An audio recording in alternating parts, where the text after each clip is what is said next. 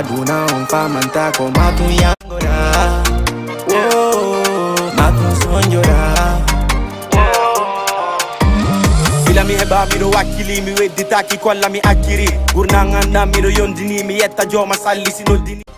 Voilà, assalamu alaikum hiro kala inde mo ngettoro mo mi wolo tespetero mo dago Jama TV mi hiro mo kala inde mo ngettoro min hande kade men hewtido le 14 novembre 2023 hande e mardi hewtido e émission men adde tan fe kadi Lamzo ido ngande kono woyri no rek ay saminen don dal wana babira men ngendira men gonbe ko suudu do be ganda on ma wonbe sabana da on ma ha hewten do e régie ha do nge madam ba anten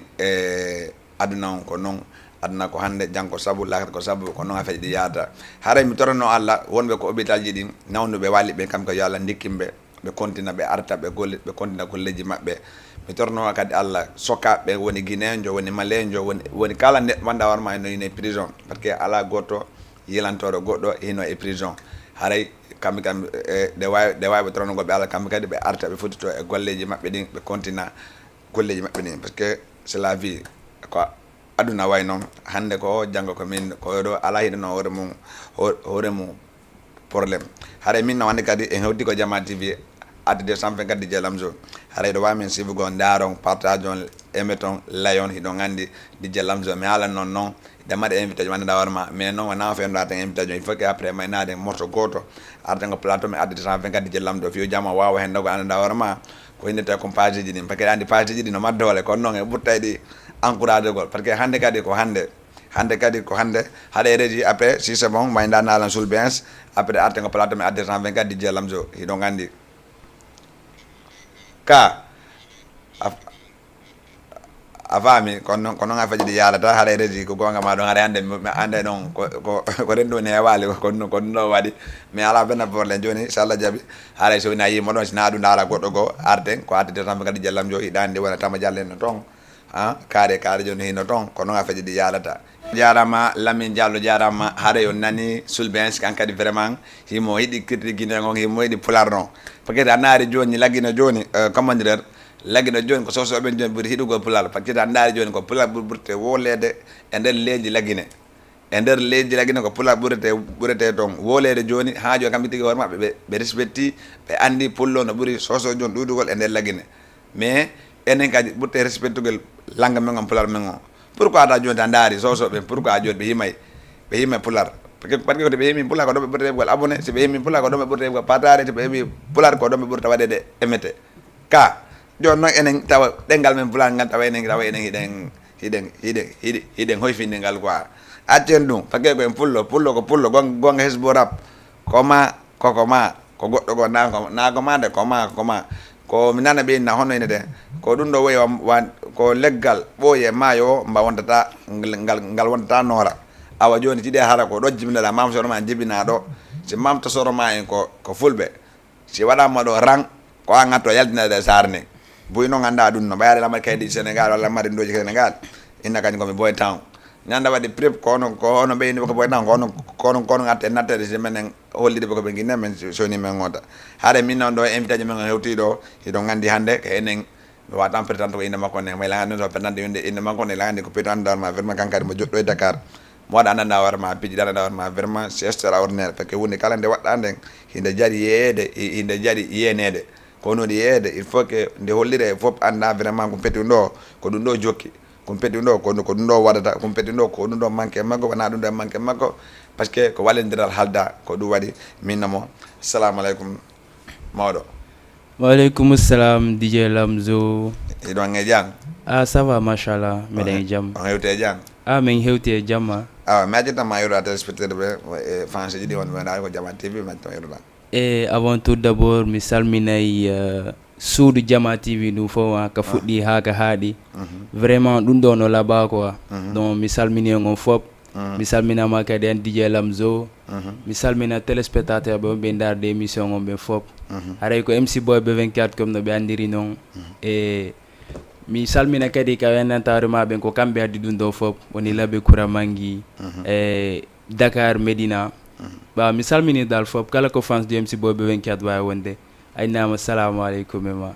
haray voilà o salmini fof haray waccala e goto teddude wona leluma kuro mangi ha ɗo ngel labbe no ha popo dara e juntu waccala e goto kono afiji ɗi yaata haare ko oɗo won hannde woni invité jo men on hiɗon andi mi haalano maɗe samedi passé min no demmade invité man anda warma oɗon ko surprise wonta anda warma ko hannde ko enen e MC ko de pertuɗo ɗon ko mais kam so hannde hewtali mais la waynugo ma aray ko tango walla ara goɗɗum ngo waɗi mais la waynugo mi soni ko jan yalla taw hara ko jan wonno parce que hannde ɗo hannde ko face à face wonno ɗo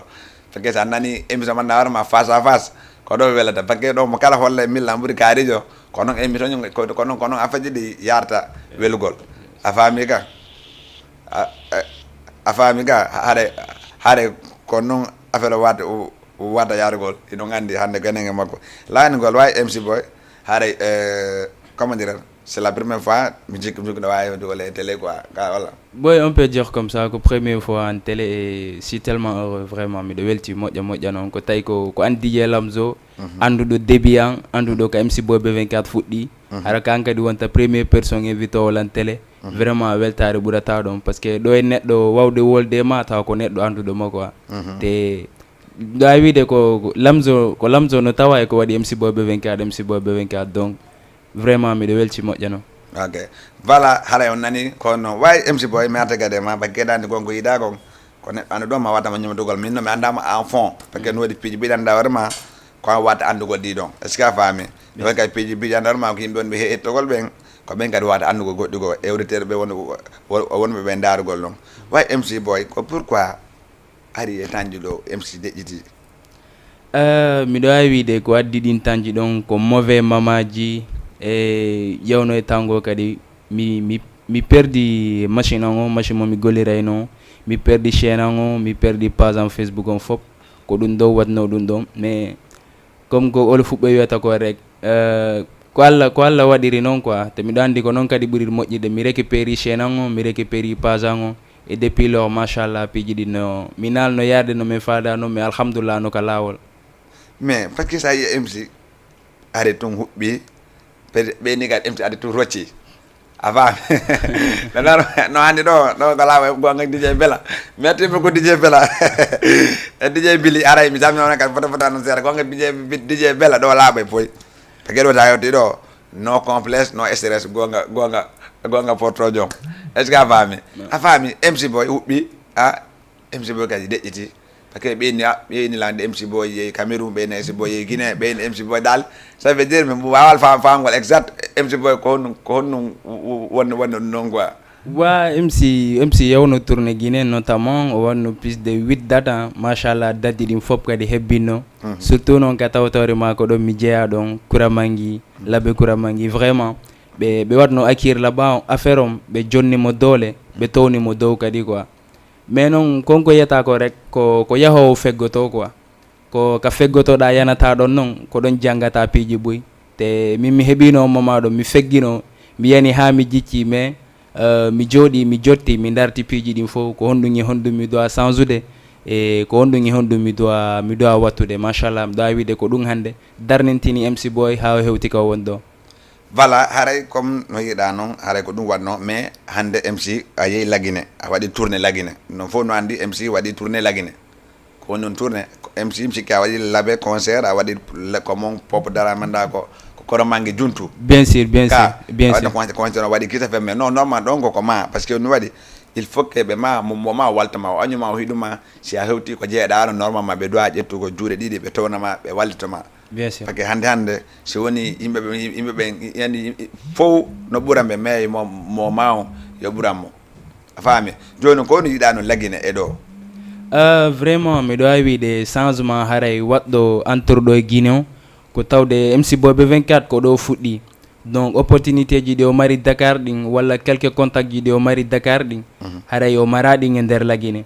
par ce que nder Laguine miɗo wawi wiide ko famille o won toon quoi mais ala neɗɗo mana tawrema MC Boy B24 no goldude mum e nder musique wonɗo e nder Laguine donc contact ji ɗin fof komin ɗaɓɓitaynoɗi komin waɗayno komin natayno komin yaltayno miɗo wawi wiide ko ɗum ɗon ɓurtuno sattinde affaire on par ce que Dakar fayda miɗo wawi wiide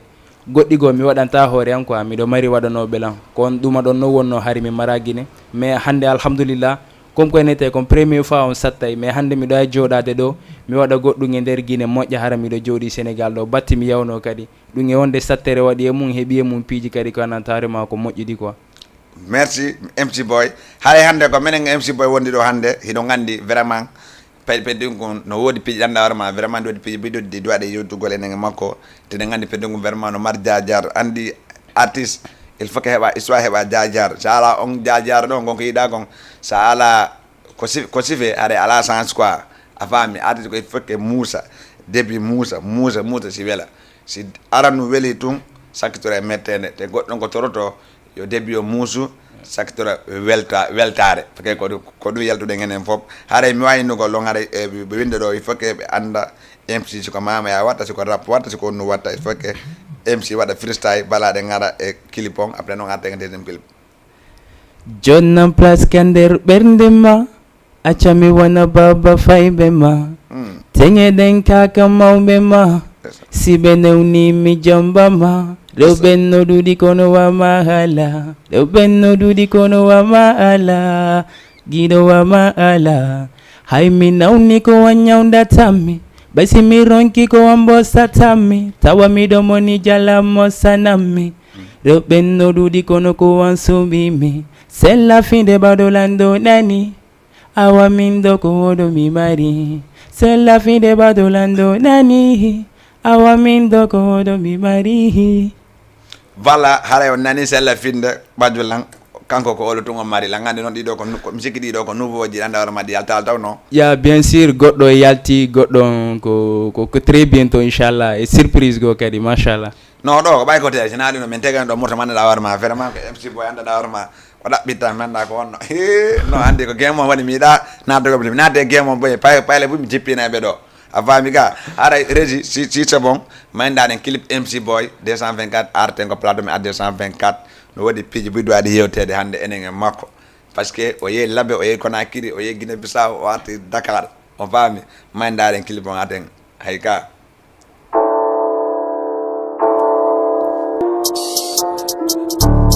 MC Boy B24 Gang Godi di tati bedekat mi ari Tokal minati bedekat mi ari Menen koni wana molo toni Wala yaro tori bedekat si ari no di ralan toni Achuko kachu si meti ma jetu yara Ako piro bandi jetu pinka ara Widara kheki lange dubi mekandal game doko mi soroma Me foka nene ma me khana ma bambara ni soroma Widaka from nya makala Peti du da khala rapper bala bala Fer mumbe ko mada yaha gola bako Dumburi mo jute e mada Satini kala mado tola e bale mada Hey, mi tako meka tumbo mi rota Kon fok mi foki ko fiyo labo Ganar game do ko mene wan kalama ko dume fala yo labo Nine gore nigga nine gore nigga nine gore sida susire do mini tawangada nine gore nigga nine gore nigga nine gore sida susire do mini tawangada nine gore nigga nine gore sida susire do mini tawangada Ya nigga khonu sikuda sikarap kami bema sa khola ke lando nenma woka be boss mega mabbe ko tori be buri mo ala ko loje si wima non nodi tigere atawa no yurmi be de katon khurmi ya comment qui fait des rap les restes ils font que des zouk et des salsa wantana mera on a niqué ta mère devant les caméras un de ta c'est parti nouveau son nouveau missile sortez ka sale piton vende se sortir à domicile fais ta gueule ça fait tu pute HG gang nine gore nigga nine gore sida susire do mini tawangada nine gore nigga nine gore nigga nine gore sida susire do mini tawangada nine gore nigga nine gore sida susire do mini tawangada hey kala sera gola boy fuck a bitch anyway gola kes I'm with the way say the enemy what a waste man ain't 20 anyways see me healthy anyway kala sera gola boy fuck a bitch anyway gola kes I'm with the way say the enemy what a way see me healthy anyway music, bang, toujours les kings, les boss du rap de 124, ambassadeurs avec gang. Voilà, son gang na gore odom siki ko morso manda warma ko rap wala ko class wala ko no. No, en fait, ko tendance au landino dunga, ko tendance on mi da na to de trop ici mais ko son ko tendance wadno de Dakar do ko dunga du non son don tan 2021. And on tendance don ko mal bangi ne ngodon seeda quoi asina on tan la ngande on tan don hari wana MC Fresh Boy wa kulum karang Diallo MC ben fo on tan haade be wuli par No, yeah, ayi non andi nyama kala info mi dana déclash mais on temps non woduno groupe yaltindo be noditi gere donc c'était juste histoire que même blague bay ko affaire de game quoi tu vois mi jogana ki ena e goto si me foti men fop men hiro ndiray mais juste pour ver nugel game on ko du wadno me yaltini on son wana en gore don na en gore parce que anda wana balak sakur kankadi yo alla yaltimo ko woni non kankadi o arta kado futto golleji makko ni parce que ala arti mananda warma hino hidi fi dun non hala reji accitanan numéro téléphone on 78 106 82 38 78 106 82 38 haray kankadi o hida ko woni don parce que artiste en tant que artiste mi burtata conseil gol artiste ben ko no woni artiste moyto de mineur kono ni mina moyto den pagata ko parce que pagata ko se be yima da wadi image god image didi ko kambe atta wada man profege jonati baddi man profege atawti be dun don be o ma so gol man da warma bonna golle ma bonna avenir ma bonna créateur ma bonna kala ko don da war gol bonna dun don afami hade ko moto pay ko tedi no mineur pay ko non ko moto dun don hade kankadi don dem wala yo Allah yaltimmo kankadi wato futto golle mako parce que petugo ko manno ko talang ko mar ko andano ko affaire de rap afami ko anana warma vraiment mo jode Dakar do mo wadde affaire de musique mais nit ya hebi 2 images 3 images 4 images do mo to ko piji ko no ton afami voilà hare MC Boy 224 hare comme wana di image mi di moni yugol do ko antum woni wadde goldi o venno wodi be bawon ma pusugol ma walla ko honno woniri. Non, vraiment pour l'instant kala ko tay mi financier nder musique wala kala ko tay mi wadi nder musique ko propre moyen jian ko moyen ji hore a womme wadi de piji dim fop mi mara ballo hay goto ni wondo e bawa ni mi fa kala projet mo mi tegi fe on do ko avec mes propres moyens. Voilà MC joni on propre fima antum non ko on woni ko na ala producteur woni ala di tawma wala ka woni hal taybe wala ko honno kono woni no. Non, vraiment mi hebali producteur jo ardo duman ni langa ne hebali mi do wadde démarche en fait parce que ko wete ko artiste ko musique mo mari quoi ko musique ma wawta holirde talent ma jo non ko producteur be ben haray no ay wonde haray hewtale producteur be do hewtude ben wala promoteur be do hewtude ben donc en tout cas talent on no do musicalité on no do c'est juste que accompagner be woni hebaki taw hebaki comme awanon awade do wulay par haray merci beaucoup jajan kadiatu nyaatali kambe kadi samina me don foto wana seda samina no wana Aissatou Bari yombol kanka samina mo don foto wana seda kambe kadi vraiment be ndado jamanti bi be andred be ndado jamanti be di jelal do fino ko tamande kadi min en gallo sala jabi mardi hande meji de taw hande inshallah afamay haray wonbe be ngendoji yare no duudi ko du wata piji gonto me yejji tay ko no wadi haray merci beaucoup Hasanatou la mare DJ Lamdo Grand Yoff kankadi mais samina mo don foto o lan DJ Lamdo le 9 décembre inshallah jabi haray habbu men habata men dole min ala problème o ni ko kaaje matta ko gato no min la wato kaaje hay sa yota lo ni ala problème haray merci beaucoup DJ Bella kankadi mo mari événement normalement vraiment ko le 2 décembre ko do watta lycée Kennedy mo mari kanko e kajjatu leluma be mari conseil man dawarma vraiment ko do warada e fiste marga e petit DJ heri ko haray DJ Bella joni kankadi haray min don kadi le 23 décembre hiden don e centre culturel de Douta Seck enen e rapport hakkunde leydi e kammu haray do ngandi le 23 décembre hay kadi na nyan kadi hiden to en e Jama TV ko en direct men wata men ha men jetta haray kala fada ko conseil ron ka yewta ya bema jodda ga jetta tan mo ga ndara Jama TV men holla ma ko fejjata ton kon afami hay fu ala ko fejjata men ton fus hay kañaaji din doomi din fo kala ko wadde do men hollira e dum no nyanne fi yo yiwu haray ko no wondiri haray ko enen MC Boy 224 wonno haray no day ko 78 107 82 38 auditeur be wawa naatu ko fansi be wawa naatu ko yewde day makko lando fi projet ji makko parce que na piji di fo men fa lan gol mel se me landi ko di fo haray onon so naate hebata ko lando don afami na wawa Diallo MC haray ko yo lubo crédit si no don to jabudunde yo chaque mois mo d'anniversaire samedi on mi ngom yada ok ki MC voilà comme ça non an ay hale label vraiment et label anda vraiment ko kambe won ma wantugol ma projet ju ko mais an ko awon etugol finance gol horema bien e sûr fi dundo joni musique parce que musique no landi hon temps musique no landi ananda warma ko honnu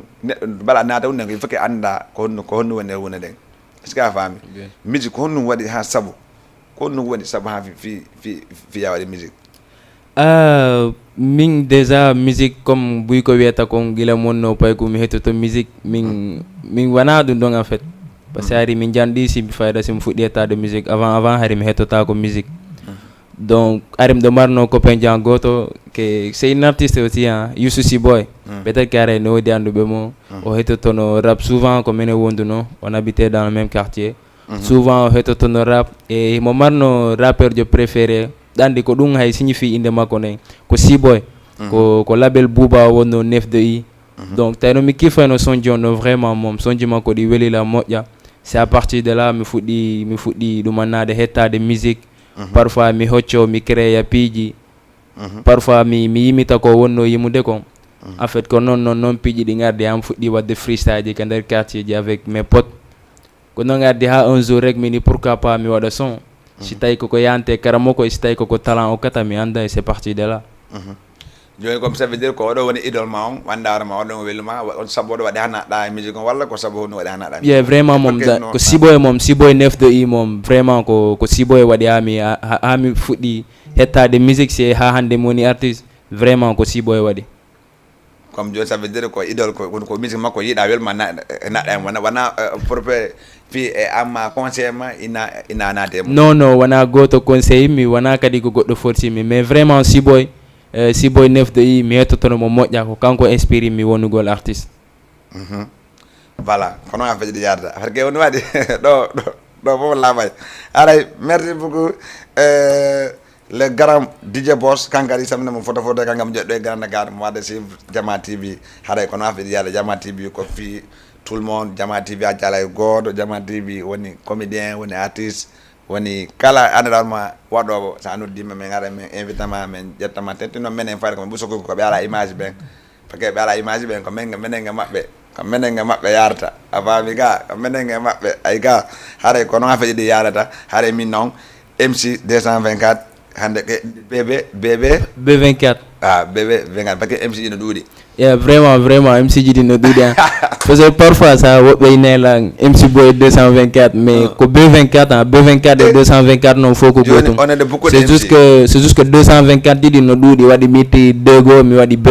ko donc waɗi B24 wona woɓɓe ko waɗi MC Wora woɓɓe waɗi MC Suugue woɓɓe waɗi MC 224 woɓɓe waɗi Diallo MC dali MC ɗi ɗuuɗi quoi ya vraiment MC ji ɗi no ɗuuɗi mais mo kala dale ko tawi apporta e inde mo MC kon quoi mo kala e slogan mo yeah mo kala e slogan mum e ko waɗi sentir kon quoi ok MC il faut que mayen den sol walla rap goɗɗinge mum acca ok non ayɗo si bitte watteno ɗo nu a ande ko bitte ji ɓanda horma ko comme ɗiɗi waya waɗa noɗi honode tati ko ɗi mi ñamano rege heɓa kabo heɓa fof ok y a pas de souci ɗo ay y a des rap si tu veux Ey, woko goɗiɗi tati BD4 mi ari goɗiɗi tati BD4 mi ari fokel mi naati BD4 mi ari menen koni wana molo toni walla yarotori BD4 si ari noddirelan toni accu ko kaƴƴo si mettima ƴettu yara ako piro bande ƴettu pinka ara wiɗaɗa hecci langue duuɓi mekande gemɗo komi soroma mi fogay nene ma mi halnama bambara ni sogoma wiɗa ko from ñama kala pecci ɗuɗa haala rapper bala fermo mekko mako jaaha golla ɓay ko ɗum ɓuuri mo jutte e maɗa sa tini kala maɗo tala e balɗe maɗa voilà sa tidi ke mo wale balna mana min di jalam do taw no lamzo tawaka di jalam do taw haray gong mi yalta der do no c'est juste pour artiste be tine to ben quoi fala be tinda de be potto parce que fendo ko yite hobbunge quoi voilà mandaren deuxième image mako arten lando de no ngandi no wadi piji do lando gon mo mandaren deuxième clip o ready si c'est bon arten plateau artiste en fait di jalam jo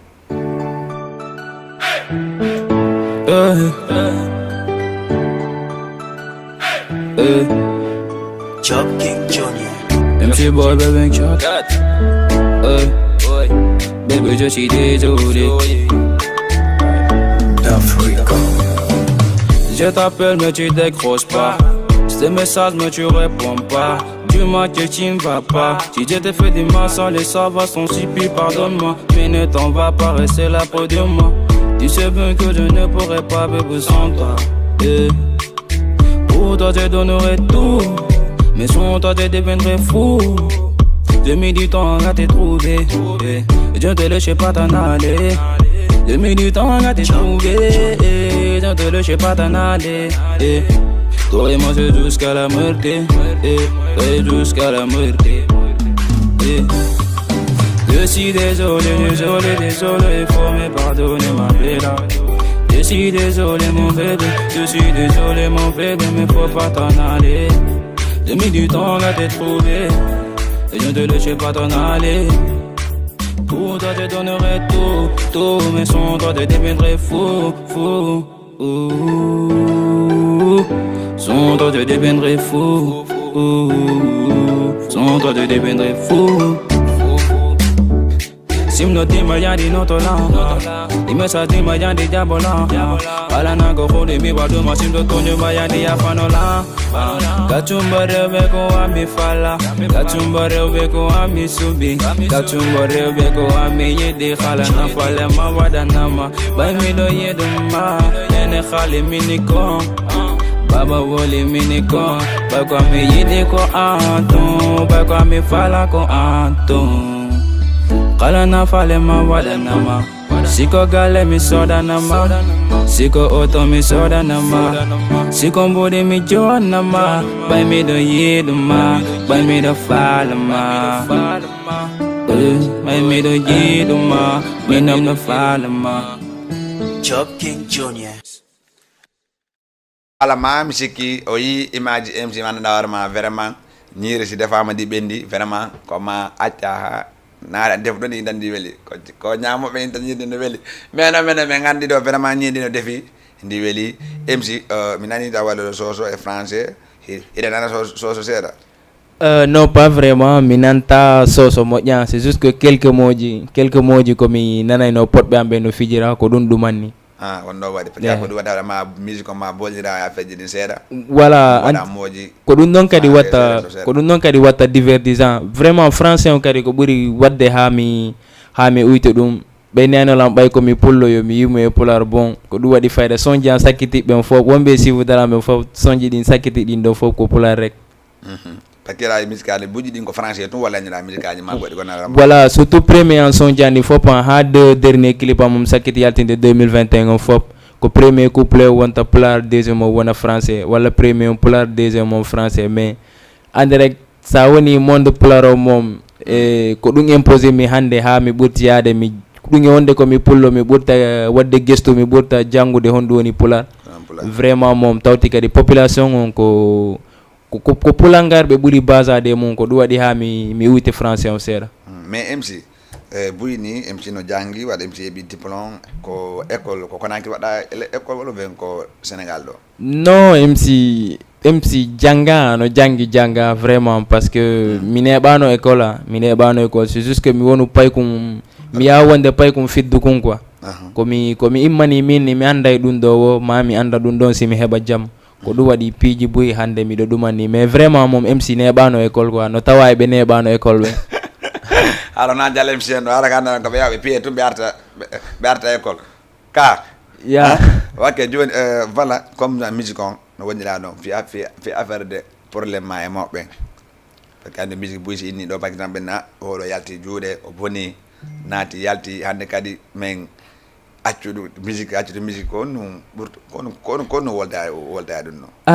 Comme famille fulɓe ɓen fof musuno moƴƴa surtout côté babe an ko ɗon ɓurtuɗo sattude nenan kan depuis tout début ɓe jaɓuno ko probléme on tun ko wata mi accittu kam woni e gollude ɗon musique wawa walla wurnude fewnu ɗo mi jokka musique tun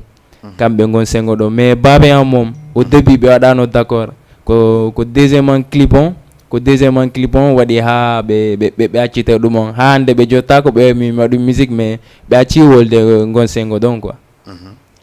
Voilà MC boy de 124 hande ko menen e makko woni ɗo haare ha joni on waɗi men dargal men ko direct Facebook o windana men sina ɗum noddo men ko 78 107 82 38 78 107 82 38 hiɗo gandi ko noon feƴiɗi yaade hande ko enen MC boy 224 wonɗo haala mi tamina ɗon wa jeune VIP kanko kadi salminenmo photo na seeɗa sabni noon kadi Ibou Kana bandiru ndun Ibu Kana DJ Lamzo no ni haray hido ngandi ka Ibu Kana bono anniversaire welo won le 20 afami ka ko na fi di yarta haray min non donc salmina non kadi wana comment dire wana Zal Cartel kam ga samde dum photo wana seda salmina ndari kala wanda na war ma hino ndarde Jama TV ko no afi di yarta haray ndare men sivo men en direct ko Facebook DJ Lamzo MC Ba 224 haray nini en direct Jama TV ara je lien di partage on kadi partage ligne di nga direct on partage on emoton layton abonné donc kono affaire di yarda haray si c'est bon régi après manda na morto man da warma no wale toje sarnen manda warma Cierno Wiji après adanga plateau 224 DJ Lamzo min non comment dire le 2 décembre DJ Bella Jonion be kundara be labe be pita be mamu be leluma be sigantoro be koron dali lagine fop susu maninga gerse toma landuma fop e ngatiala e goto haray le 2 décembre enen DJ Bella Joni le 9 décembre anniversaire DJ Lamzo pare ngon ko Diallo MC ida ngandi Diallo MC ka may ndaade Cierno Wiji atanga plateau badir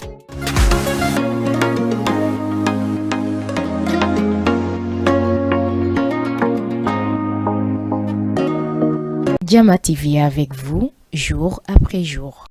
Yeah, philosophe Peul, philosophe guinéen. Dream Company et Guinée Formation wani ko tatan concert Mido wuli hebu gol cancer mido fima tour rap guinéen wana wadu gol tun concert ko yo caché bin compte bancaire. Kon nous fendi wo samedi 23 décembre wo ko centre culturel Doutasek Artijombo renommé international Europe yakude leyde kambu pay kunkunoida o lanci Gambie o lanci la Guinée o lanci Côte d'Ivoire o lanci Bamako erapindi kombo woko striker Poulong o email nana Poulangal la Guinée fom de nota le 23 décembre centre culturel Doutasek eningambo wo striker comme Poulong pay kotako berne mabe walotako komi woli wo nunana no lang komi ma pori wo nunana no lang Sadio mo ansala na kilang Natu Gongol ko 3000 francs CFA Fiepion ko 5000 francs CFA artiste be Guinée wobe Sénégal me fo nonota Sere Jiding groupe Jiding enenge striker Europe ne hakuna Guinée Sénégal rappel be me fo nonota Fissa ji waday hey wakala DJ Jo holi do wore mudum rappel be ben yarno to striker bila mi heba mi do wakili mi weddita ki kolla mi akiri gurnanga na mi do yondini mi yetta joma salli sino dini mi do jawa hore belle helta babe fiyo jemma on mi hebu ko mi walo fisike mi hebu ko mi dano ngo hale jama fono invita wo ko ndum wo ko le 23 décembre ça se passe wo ko centre culturel Doutasek toute la communauté guinéenne kala mona da hore ma kala artiste wono e Sénégal hale no invita concert o ido wa nu do 77 788 55 23 wala au 77 646 40 55 un concert du jamais vu exceptionnel. Ça se passe où? Au centre culturel Doutasek le 23 décembre.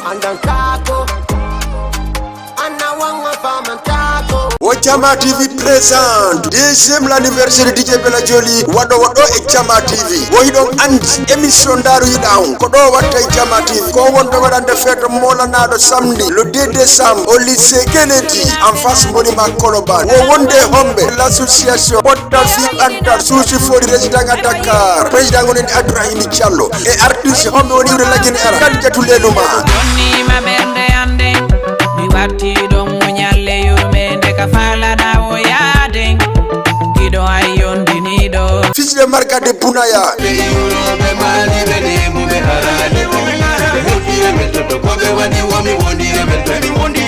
Petit DJ Eriko Tiadi Fere Sigito Kulu Sangi fo wono wi Petit DJ ngomi yeton kadi ko honto wadata lycée Kennedy wadata en face monument Koloban entrée ini 3000 francs CFA aro soutenon émission aro soutenon DJ Bella Joli soutenon culture guinéen à pas de fêter au lycée Kennedy ara fo no dita dañande kadi ko wela ma wela ay ma wela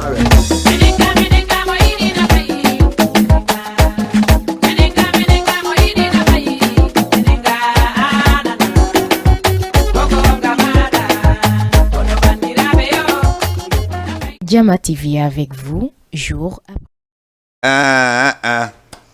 voilà kono affaire di yarata haare on nani conseil ji les grands conseils di wala waɗoɗi ɗo concurrence gonna concurrence kono lang andi awa ɗi fof ɗi welay ɗi fof so Allah jaɓi ko pette nañande so Allah jaɓi ɗi fof ɗiɗi validé ɗi welay te lang andi kadi ko weloji kadi leluma poɗon lang andi no mo wawi oɗa kan kadi rap ɗengal purat mo wawi ɗo daali kono yiɗani noon e MC en tant que non vraiment ko pinku ngana tawrema welna musique dal welna musique surtout ma côté communication mo kala ɓurta concentrade parce que ko affaire de poɗodiro wonoyta quoi affaire de wona fi guéré mais ko affaire de poɗodiro wonoyta parce que mo kala falete kamum ɓuura hewoyde donc ɓurɗo wadde communication wo dal miɗo ɓuuri tanjinade ko non ɗumannoto hiɗa andi noon le 2 décembre men tawnima ko concert kajude leluma on no bonne nouvelle hari mi andali déjà mais vraiment ko surprise wata wongol ɗo a faami ka ko Jama TV ni ko surprise ɗum ɗon ko DJ Bella ɗum ko min ƴettama garanti ɗum naññande so Allah jaɓi MC e fansiji mum ɗi so Allah jaɓi haw tawi lycée Kennedy ɗo ok minita kadi teddungal fans ɓe MC Boy B24 ɓen fof ɗo gandi ha hande en her sali devant invitation te wonata kadi la première fois haray la nodditi communauté guinéen on fop ta goto tolto an aren hebbinen ton ha heewa waɗen pette ko monima ɗo woni kadi en fait lycée Kennedy ko rewɓe jangata ɗon kala mo ala ɓeygo so ari mi hokkam ɓeygo mo ala kele o so ari mi hokkamo kele mo ala séri o so ari mi hokkamo séri tentenoɓe ala séri waɗa jallo MC en so ari toon e ñande mi hokkede saako et puis ɓurti welde kadi an par ce que ko hakkude saare nde woni iwroɓe balyeɓe Moussa e maɓɓe iwroɓe ka nder saare ɓen kadi Moussa e maɓɓe donc ta goto toltudal no invite fop vraiment voilà MC Boy 224 eki BB 224 ana naɓata piyalan ɗo nder ɗo non B24 o wona an tunga vraiment moom fayda boyi ko 224 wiyata ɓe B24 on ɓe nanga kono naɓata piyalan nder ɗo joni par exemple an MC woɗi anda hoorema si ɓe ari fiyon golludu par exemple heeɓi ɗum ɗo no waɗi disponible fi ema fi no woodi aɗa faala fi aɗa ko fiyon golludu ƴettama wallitoma hiɗa sokali ɗum ɗo etani ko en compagnon en tant que MC Boy ka vraiment ɗum ɗon ko piwkum mi sohli surtout ma noon fewn ɗo par ce que min wona mantugol hoole walla ɗuma mais talan on no ɗo musicalité ono ɗo mais no woodi noon gonga ɓe musique e mbuuɗi no yaadi quoi ko marɗa talent wo sa mara équipe walla moyen ji ɗannatare ma a wawa hollude jama ko wawɗa ko yaata ko marɗa moyen wo kadi sa mara talent o yaata donc ɗin ɗon ɗiɗi ko piiji ɗannanta hoore ma a wawata manquede artiste quoi vraiment moom haray koko piwum ko mi sohli vraiment voilà haray kala walaɗo ar ko gollide e makko haray wala ménagére wala financiére ko kanko ɓananda hoore ma wonni waɗgol deng woni deng wango no ñafe ha ñafana hoore mum a tant que ɓiɗɗo gorko kanko woni waɗgol ha hewti ɗo hande ko hewti ɗo hande so heeɓi par ce que no waɗi yo yimɓe ɓen andu hin affaire o hino ko ɓerde makko noko ƴiƴam makko ko ɗum waɗa waɗi ñafe ha o hewti ɗo kono won waɗgo ñafe mo wono ino ko ɓay wala ménager wala waɗomo produit waccitay walla wala e label waccitay mais o daaral ɗum ɗon fop o daari fi ananda hoore ma ɓayno welamo himo jokki haare kala andonoma no waɗi besoin andonma faalamo waltugol mo haɗa mo jonnugo ni won makko téléphone on ɗo ɓe wawma noddugol mo ko li walla ɓe waɗa ko page makko ɗum ɗo on ɗum ko page ɗum ɗo youtube ma on wa page ɗi am Facebook ɗin fof page ɗi ɗin fof de woni YouTube Instagram TikTok ko MC Boy B24 numéro kadi ko 70 677 94 79 encore andi mene me janggaɓe a wolle ha min faama 70 677 94 79 voilà haade ko ɗo woni won makko téléphone anda won ma jooɗiɓe wono Europe walla jooɗiɓe wona ɗo no andi MC Boy tentino wona familial o hande woɓɓe go anda won ma ɓe yiiɗa e waltugol goɗɗo mais ko liɓɓe watta ɓiɗata waɗa feeñ ko ɗum noon wata on go mi inni acce men jonndira numéro téléphone ji ɗi gaɗa kala waali wawi noddugol mo anda won ma wawa andana bojo no woodi album ji ɗo windi ɗi wara min hoore mo holli o jooɗi ko holli landi kay ɗi anda won ma ɗi o windi ɗi anda won ma ɗi o joal taw a faami ka haɗa pedi ko vraiment hino landi andana won ma waletede kono affaire ɗi yarata haare min ma ɗon MC ko hombo mo wata salmingol donc ko hombo mo wata nojinen avant tout daw mi salmina e neɗɗo mana tawre ma ko menen immodi ko menen yanidi ko menen ɗiɗo waɗiɗi piiji ɗin fof ha hande men ɗiɗo fof si men wawi darade gonga noon hande buy andidi men saabu himo mari inde makko feere miɗo mari inde am feere woni Diallo MC vraiment ko neɗɗo manatare ma ko menen fuɗɗodi ɗi fof dal ko menen sikki ko no waddi o fitirin on mo nayi gore man déjà nayi gore on ko menen waddi mo donc ko neɗɗo kadi manatare ma ko menen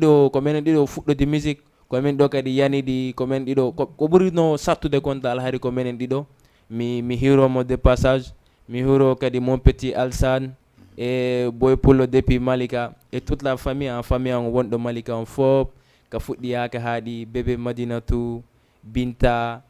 en tout cas tanti ɓamɓe bappiraɓe ɓamɓe famille on fof dal machallah mɗo hiri fof voilà haray ayi jalem si vraiment si kanko waɗi ha kon santuna ko nemen kanko waɗi ha andirɗen bien sûr andi noon so ani o yoɓelan ɗo mi andi mi ka komi yoɓɓitamo ko le 9 décembre an fejadi jalam do ñande mi waɗama premier artiste anda warama kanko e Diallo MC boy BB 224 a faami ɓe ƴeewa ko fojo anda warama vraiment hara ko kamɓe doit waɗa ko présenté on premier ɗon quoi a faami ka vraiment Diallo MC vraiment pedi ko anda warama ko kankadi mo waɗi ouvert on ouvert mo wonde jamma mo jeppino warama ko pakke neɗɗo boys du dara succès du dara nit ki hono neɗɗo on jippi wonma yaada e fof wa ko ɗum ɗo moma fijo Diallo marema fi gueɗe accumo yaha lawol ma non vraiment ko neɗɗo waɗɗo simple dal ko neɗɗo waɗɗo simple vraiment ok voilà dal la wayni nugol ma ɗo hande ko menen ema wondunoɗo haray dernier mot ko nu dernier mot d'abord ko mi wiyata tun promoteur ɓe ɓen taɓe yeggitu petit artiste ɓe ɓen par ce que ko pay kun jandata quoi yoɓe wallito wonɓe leyɓen ɓe anda hande janggo kadi ko tour maɓɓe quoi wonɓe ɗo ɓe iway ɗo hande ko pay koye ɗon noon ko kamɓe jandata ko kanko kadi wonayta ɗo janggo quoi promoteur ɓe ɓen hara ɓe yeggitali producteur ɓe ɓen kadi ɓe wallito artiste ɓe ɓen surtout par ce que woni jano woni tosoko e nder Sénégal ɗo yomba woni noon andaɗo e mo andaka fop donc ɓe ɓurti wallitade artiste ɓe ɓen vraiment moom haray meɗen sohli on besoin ɗon voilà haray merci beaucoup haray ko enen e makko wonnoɗo hande enen e MC 224 haray régi Cissé bon mandanala moso Tama Diallo arten ko plateau 224 mi wawa wayni to ko bagge andi émission o gañ gadi yettama Diallo sino wawi woni ko sino atta won go haɗa mi wayata mi wayni to continue ambiance o andi Jama TV ko fi fop ka la la la la la la la la la la la Ali want music Tama Diallo ngachi diamond seria ngachi diamond ngachi diamond yegido ngachi diamond hey ngachi diamond mama send down seria ngachi send down ngachi diamond yegido ngachi diamond venga baby send that ramen babuya do send that ramen kerme jama won send that ramen odi minge odo ngachi diamond o wada ta ko meta talan o wula ta ko meta talan ko wadi wono awranilan yo don zeta dumbalan mo holli dum fo himo yidilan mi woni mi jombete ono edolan sai ono yori gen payengal mi fitata ko yo labane dum don no selli gen fatata mi estinama inga holli hida yidilan mawbe ma mi deddinabe mi dan ko mabay hibe okilan mi weli mi wel nanabe sabu wadde gal membe tawtata hey bendarata sabu wadde gal membe jabata hey benanata sabu wadde gal membe tawtata hey bendarata ngachi diamond seria ngachi diamond ngachi diamond ido wangu ngachi diamond ngachi diamond seria ngachi diamond ngachi diamond ido wangu ngachi diamond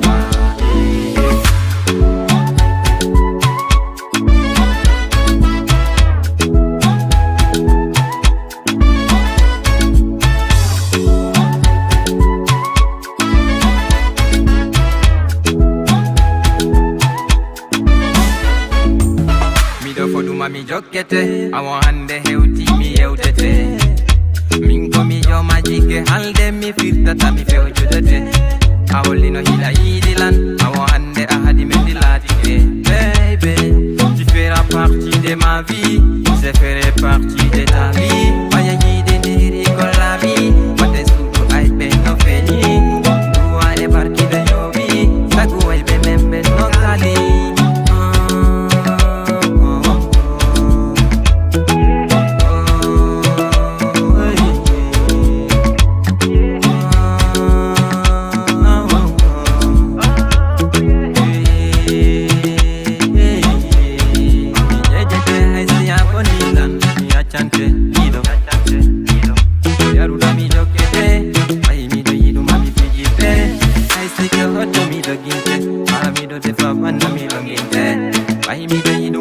mante Ngiga sina kota no mantale Ngachi diamond Seria ngachi diamond Ngachi diamond Ido wangu ngachi diamond Ngachi diamond Seria ngachi diamond Ngachi diamond Ido wangu ngachi diamond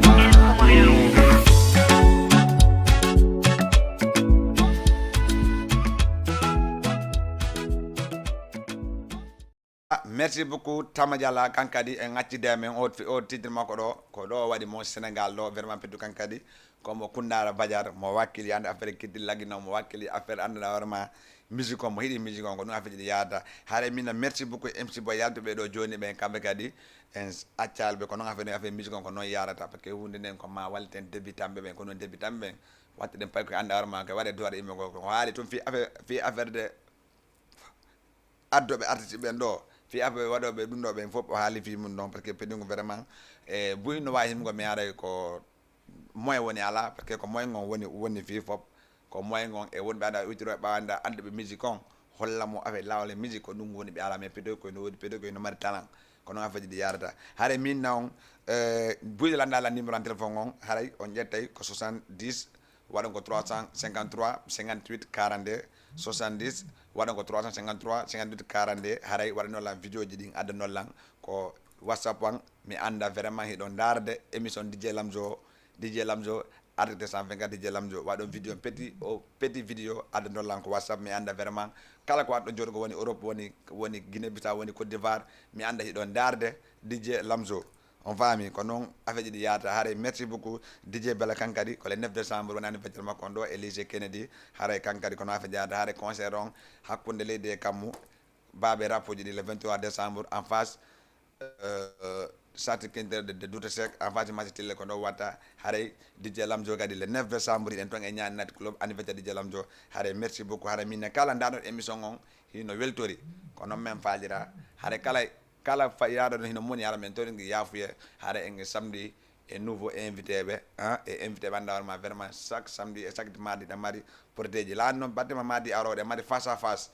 batte ma mardi aro sala jabi ko bit tegete jakarlo di dan dawar ma vraiment ko freestyle da dogata andarma ko no ngafi diara parce que émission ko ma hubbinen hidenge ba hidenge hubbange ma hubbinenge hare merci beaucoup madame Ba merci Régie aray matala e goto aray ciao en e prochain Yeah.